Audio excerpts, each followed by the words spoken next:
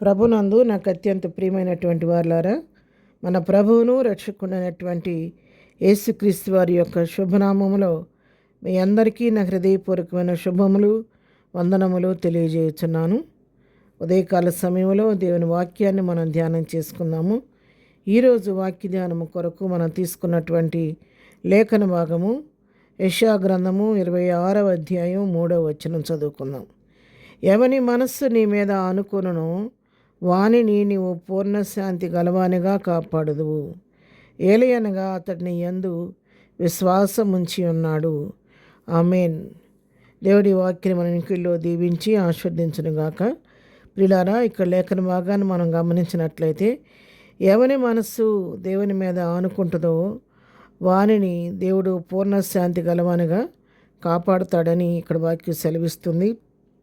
ఎందుకంటే మరి దేవుని మీద ఎవని మనస్సు దేవుని మీద ఆనుకోవటం అంటే అతడు నీ యందు విశ్వాసం ఉంచి ఉన్నాడు. దేవుని యందు విశ్వాసం ఉంచడం, దేవుని మీద ఆనుకోవటం అంటే దేవుని యందు నిరీక్షణతో దేవుని మీద విశ్వాసం ఉంచి, ఇది నాకు అసాధ్యమైన నా ప్రభువుకు సాధ్యం కాబట్టి ఆయన నా పట్ల తన కార్యాన్ని జరిగిస్తాడు అని దృఢమైన విశ్వాసంతో ప్రభువు పైన మనం ఆనుకున్నప్పుడు ప్రభువు మన పట్ల తన కార్యం జరిగించి మన హృదయాల్లో ఉన్నటువంటి గలిబులంతటిని తొలగించి వేసి మనకు పూర్ణ శాంతిని కలుగు చేసే దేవుడై ఉన్నాడు. ఉదాహరణకు మనం గమనించినట్లయితే మరి పేతుర్ని చెరసాల్లో వేశారు. చెరసాల్లో వేయబడినప్పుడు మరి సంఘం ఏం చేసింది? అత్యాశక్తితో మరి పేతురు కొరకు ప్రార్థన చేస్తూ ఉన్నారు. సంఘం అంతా పేతురు గురించి ప్రార్థన చేస్తూ ఉంటే పేతురు ఏం చేస్తున్నాడు తెలుసా? చెరసాల్లో హాయిగా నిద్రపోతున్నాడంట. మరి చెరసాల్లో ఉన్నానే, మరి ఈ విధంగా సంఖ్యలతో నన్ను బంధించారే, మరి నేను ఈ విధంగా నా చుట్టూ సైనికులు కాపలా ఉన్నారు, మరి నా పరిస్థితి ఏమవుద్దో, నన్ను ఏం చేస్తారో అన్నటువంటి ఏ మాత్రం కూడా అతనికి భయం కానీ మరి ఆలోచన కానీ దిగులు కానీ కృంగుబాటు కానీ ఉన్నట్టు మనకు కనబడదు. అపోస్తుల గ్రంథములు అపోస్తుల కార్యములు 12వ అధ్యాయము మరి 5-6 వచనాలు మనం చదువుకుంటే, పేతురు చెరసాల్లో ఉంచబడను, సంఘమైతే అతని కొరకు అత్యాశక్తితో దేవునికి ప్రార్థన చేయుచుండెను. హేరోదు అతని వెలుపలికి తీసుకొని రావాలని ఉండగా ఆ రాత్రియే పేతురు 2 సంఖ్యలతో బంధింపబడి 2 సైనికుల మధ్య నిద్రించుచుండెను. మరియు కావలి వారు తలుపు ఎదుట చెరసాల కాచుకొనుచుండిరి. చూసారా ఎంత నిశ్చింతగా? మరి 2 సైనికుల మధ్య ఉన్నాడు, బయట కావలి వాళ్ళు ఉన్నారు, 2 సంఖ్యలతో బంధింపబడి ఉన్నాడు. ఇవేవి కూడా పేతురుని కలవరపెట్టట్లేదు. ఏది కూడా పేతురు యొక్క మనసుని మరి కృంగజేయటం లేదు. కారణం ఏంటంటే పేతురు మనస్సు దేవుని మీద ఆనుకొని ఉంది.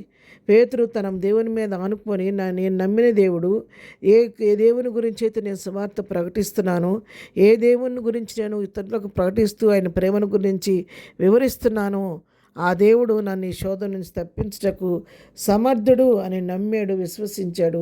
విశ్వాసంతో నిశ్చింతగా నిద్రపోతున్నాడు.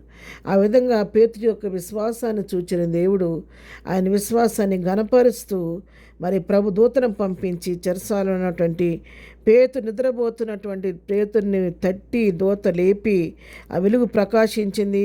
ఆ గదిలోకి వెలుగు వచ్చింది, దూత వచ్చింది.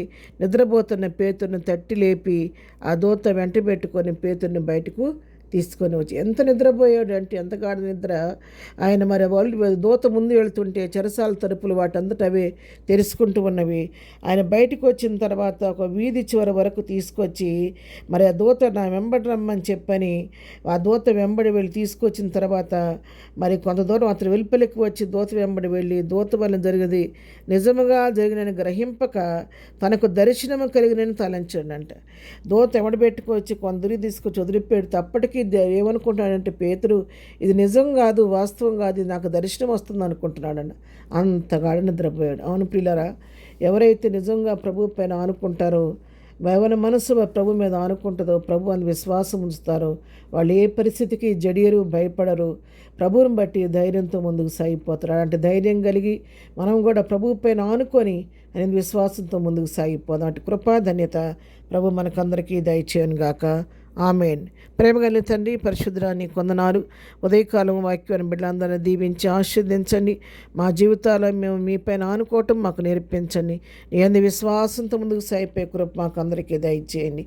ఎదిన దీవెనలతో ప్రతిబిడ నింపి నడిపించండి నాయన. ఏదైనా వెళుతున్న మార్గాల్లో నాయన చేస్తున్న పనిపాట్లో తోడుగుండండి.